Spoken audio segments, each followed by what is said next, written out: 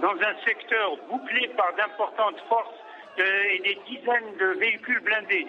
Plusieurs milliers de militants de l'opposition ont tenté de marcher à l'appel de l'opposition, mais ils ont été bloqués par ces forces de l'ordre qui ont procédé à des dizaines d'interpellations musclées. Les policiers cherchent maintenant à empêcher les manifestants de passer la nuit dans la place du 1er mai, un peu à l'image de ce qui s'est passé au Caire.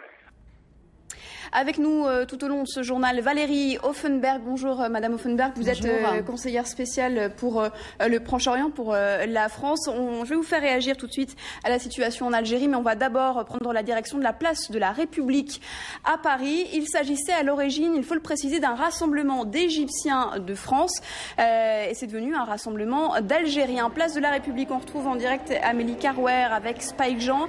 Amélie, finalement les drapeaux algériens sont aussi nombreux que les drapeaux égyptiens.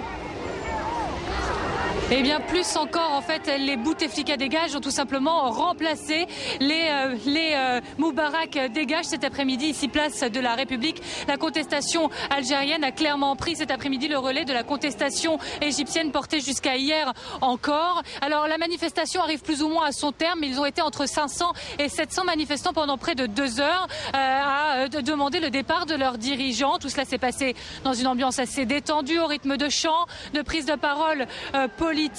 Alors ces manifestants en fait le reconnaissent eux-mêmes, ils se sentent galvanisés. Vous le disiez par l'exemple tunisien ou encore égyptien, ils se souhaitent le même sort pour leur pays voisin, c'est-à-dire le départ de leurs dirigeants, tout en reconnaissant que leur régime, leur pays n'a pas tout à fait la même histoire. Alors pour comprendre les raisons de leur contestation à eux, je vous propose tout simplement de les écouter. Pour une Algérie laïque, je ne le dirai jamais, c'est laïque, pour une Algérie plurielle, tolérante, et j'espère que les choses bougeront en Algérie. Et ici pour des revendications légitimes, pour que le Bouteflika qui représente le régime totalitaire en Algérie dégage, pour que les militaires qui dirigent l'Algérie, qui dirigent tous les secteurs en Algérie dégagent, qui nous pourrissent la vie. Ils sont vieux, ils sont âgés, ils ne servent plus à rien. Merci Amélie et merci aussi à Spike Jean, donc en direct de la place de la République. Valérie Offenberg, vous êtes donc la représentante spéciale de la France au Proche-Orient. Est-ce que la France change sa politique maintenant vis-à-vis de l'Algérie? Est-ce que par exemple le président Sarkozy est en contact avec M. Bouteflika? Je ne peux pas vous répondre à cette question. En tout cas, ce qui est certain, c'est que le monde arabe a changé.